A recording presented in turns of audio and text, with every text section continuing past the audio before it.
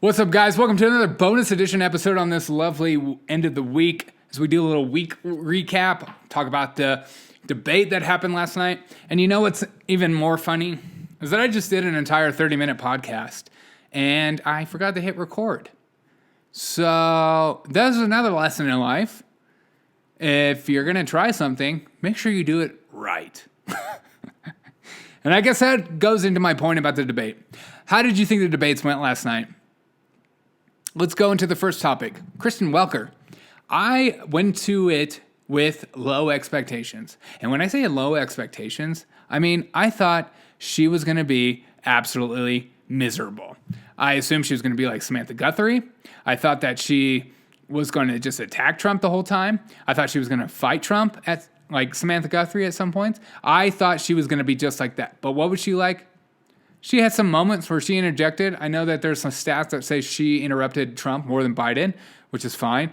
But she was the most even-keeled moderator we've had so far.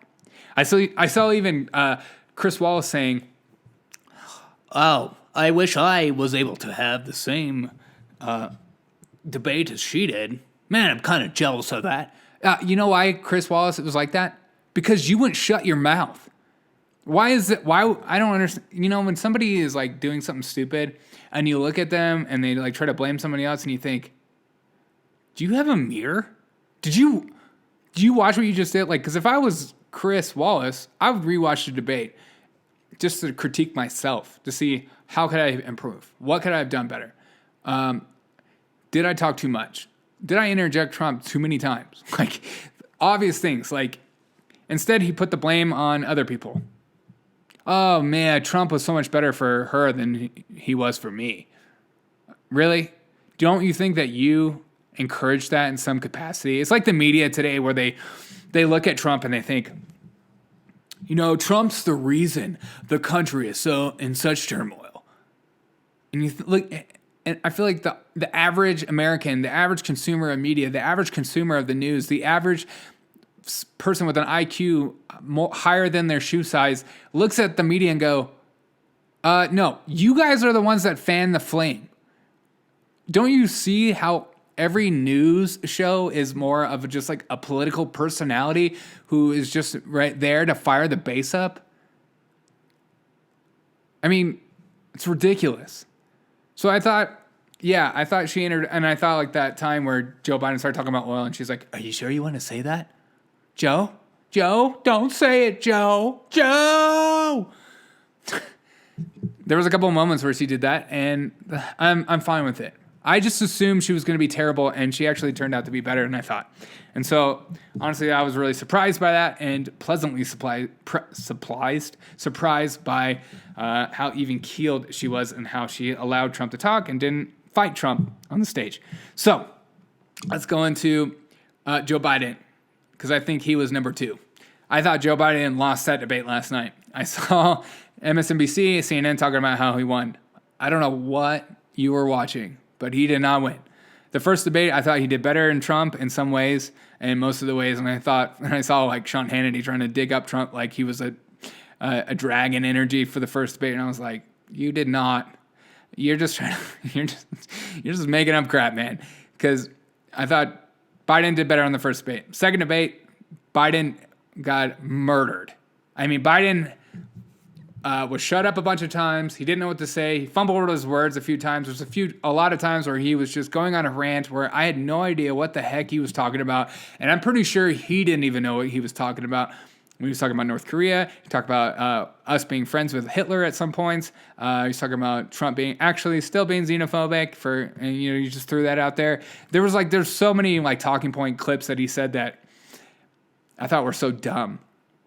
And I thought Trump did obviously listen to his people or just took it on himself or maybe he listened to the women in the news and he shut up and let Joe talk. Because if you think somebody is senile, you think they're losing their minds, you think they're a little crazy or they're emotionally charged, you let that person talk because that person will get themselves into trouble. That person will that person will dig their own grave. And I thought Joe Biden did that a bunch of times, especially with that oil comment. I couldn't believe he said that. And either did Kristen Welker. Are you sure you want to say that, Joe? But the funniest thing is, I think any average consumer of news, any person like me, any person who has a decent sized brain knows that this is the agenda of the left, the agenda of the far leftists in the Liberal Party. This Green New Deal is not, I know like a lot of them push back and say, well, maybe it's just like too crazy. But this is what they want. This is their dream. I mean, the whole dream of Joe and the bringing back the rail system, the Union Pacific. And I saw some of my liberal friends like, this is what millennials want. I'm like, I've never thought about wanting a train system in America. Flying is so much easier and it's cheap and you get there, in a few hours and it's not that big of a deal to fly. And the idea that I want to go in a train and spend a whole couple days just sitting in an expensive train is absolutely ridiculous. And I'm a millennial and I don't want that. So I think that I thought Joe Biden did a terrible job. I think he knows he did a terrible job. He got overrun a bunch of times. I thought that the points about Trump being racist is so boring to listen to because I don't see it. And the fact that he always talks about the way he's going to respond to the coronavirus. And I always thought, I don't see it any way different than what Trump's already doing. And again, there's no difference. He just talks about wearing masks. Masks are not going to save you from getting things. They're not this protective thing. Like Trump always says, you're touching your face, you're moving your face around, you have disgusting fingers, you're not washing your hands, and then you go grab your mask. Like, there's so many times where I have gross hands, and I grab my mask just because I'm supposed to wear it. I've touched my face more in the last year than I've ever touched my face in my entire freaking life, and I mean that. I've never touched my face this much. So, I'm touching my face right now. Maybe because it's like in my head. But I thought Joe Biden didn't do well, and I was actually surprised by that because I thought he would have done. I thought the laughing. So the first debate, he would laugh a bunch of times when Trump was talking, but I think that did really well for him in the first debate because Trump kept interrupting Biden and trying to take control of the debate. And so listening to Joe Biden laugh, it seemed like really good. Like, what an idiot! Like I'm laughing at you, and I thought that was really good in the first debate. The second debate, Trump let him talk. And so when he was talking and he was laughing, you just could feel the laugh wasn't sincere and it didn't feel real. And it felt more nervous laughter, especially when he was talking about Hunter Biden's emails and that Lewinsky guy, or what is it, Babavinsky? I can't think of it off the top of my head, but anything about that subject, taking the emails and stuff, taking all the money, being the big guy, I thought that the laughter was stupid, and it's like Kamal's laughter. It seems not genuine and insincere, and I don't like it.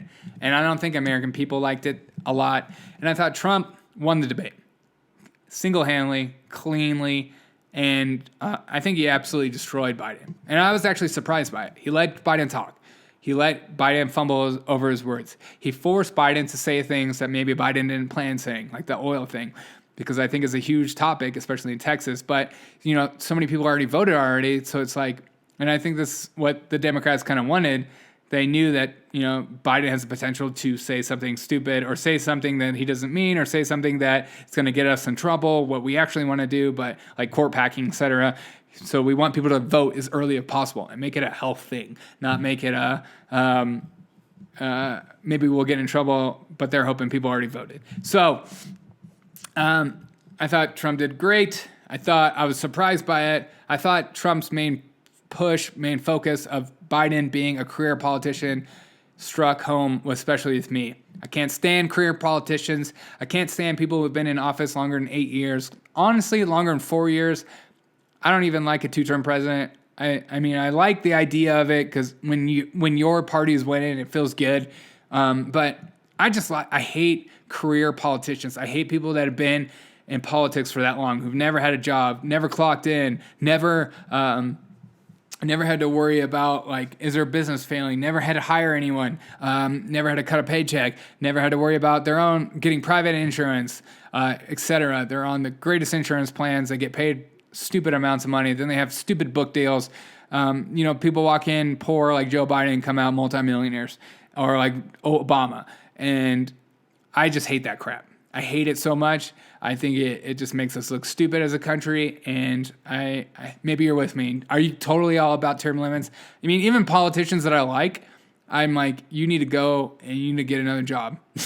You need to work, because people just stay in there and then they come up with stupid ideas like court packing. And I think that only happens with career politicians. So I thought that when Trump said, you're the reason I got into politics, you're the reason I ran, it's people like you who are just all talk and don't come up with any results, thought was very, very good. That's a great point. And it's something I've always thought. That's my biggest gripe against Joe Biden. 47 years. That's way too long. Get out of here. Go get a job. Go get a real job. We're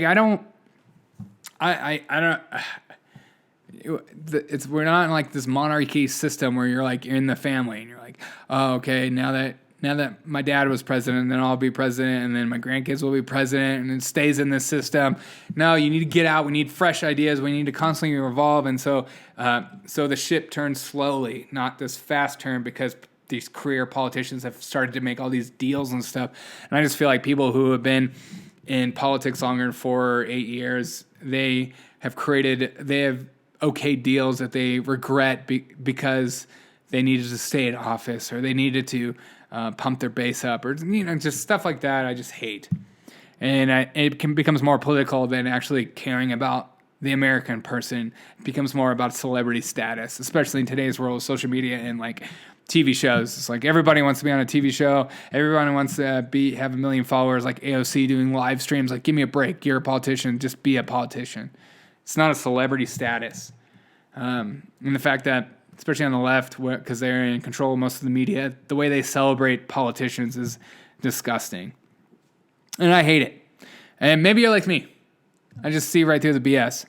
Let's take some of the questions over the week from viewers like you. Would you take the vaccine? I would take the vaccine maybe in like 5 or 6 years. I'm 35 years old. The probability of me dying from it is so extremely low. I'm not overweight. I work out all the time. I don't have any comorbidities. I don't have asthma. I don't smoke. So I'm not worried about dying. So unless I had a job that forced me to take it, then I would just take it. But yeah. Are you going to take the vaccine when it comes out? Because I'm not. Which states do you think will flip colors this year?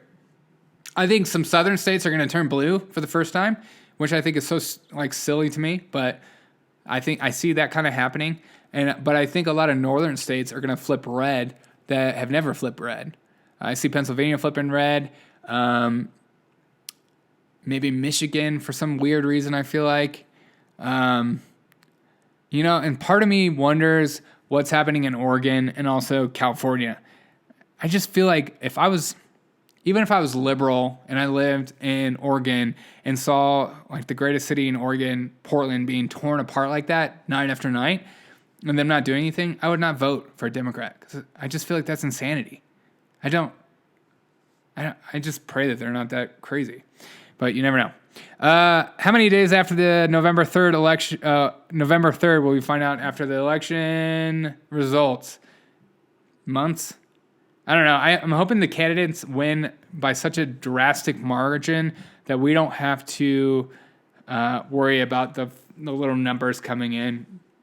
I'm hoping people have already voted, and the ones that haven't voted are voting electronically, so we get it in the first night, because I think this is going to be such a weird, and like the end of the night, it's going to end and we're going to still be confused. And I just hate that. I'm doing a live stream, 8-hour live stream of the election night. Join me, the 1 Minute News on my YouTube page. Join me for the chaos. We'll hopefully have a president by the end of the night. This question is coming from the Booksters Club. Make sure to check her out. She reviews books. She's like the Spark Notes of Instagram, which I love. You don't have to read the book. You just get the Cliff Notes. Cliff Notes and Spark Notes. She asks, how do you stay so happy and cheerful with all the news? I think I realize that about 90% or 99% of the news that happens in the news doesn't actually affect me as a person. Doesn't affect me as a human being. Doesn't affect me and my community around me. And most of the news is just political, and the political news makes me laugh. And I just see right through the BS. I see right through the crap, and I see right through a lot of the puffed up fluff that it means absolutely nothing to me. And I actually enjoy some of the stupidity that comes from it. And so it makes me laugh. So I love the news. I've always been a consumer of politics and news. And, I was listening to political news as a kid on the radio. And I've always read about politics. I love ideas. I love the way country should be run. I love local governments and the president. And I get a kick out of it. I don't know why, especially with the media, because I just see right through most of the liberal crap that gets put on in mainstream media because it's all liberal. And then the ultra conservative stuff makes me laugh too, because I'm like, I know what you mean by that, but I know you're just trying to make Trump look good, and he doesn't look good right now, so don't say that. So I don't know. I enjoy a part of that. Speaking of Trump, that new peace deal that was signed, Sudan and Israel, that's huge. There's still people out there that think that whatever he does is the worst thing on earth. It doesn't make sense to me. It's like some kind of weird psycho trip where even when Trump does something good, they just can't admit to it. They're like, I can't do it. It's so crazy to me. So I try to, and I think this is what boils down to my main point of the bonus episode. Where do you put your faith and hope in? Where do you go to for security, and where do you put your faith and hope in? Do you put it in politics? Do you put it in the news? Do you put it in a presidential candidate? Do you put it in an idea? Because if you do, I guarantee you're going to feel empty in the end. And that's going off for what the Booksters questions asked me, what she asked me. Where do you put your faith and hope in? Because if you put it in those things in the world, if you put it in Donald Trump or Biden or AOC or the Green New Deal or climate change or reform or whatever you want to put it in, electric cars or Fox News or CNN or MSNBC or some kind of political figure or some kind of news outlet, like where do you get your security from? Because if it's something in those lines, you're going to be depressed and you're going to find no joy in the world. Because the world will look at you and spit you right back out. Where do you put your faith and hope in? Does it have a strong foundation? Are the roots long and strong? Because I think that matters. I think that too many of us run to social media, news outlets, news personalities. How many likes we get on some things, even myself, I look at things I spent hours on and I get like 5 likes and I'm like, are you freaking kidding me? No one loves me. Maybe you're like me. Maybe you need to recalibrate today. Where do you put your faith and hope in? Because if you put it in things that are just going to leave you disappointed in the end, I can guarantee you're not going to find joy.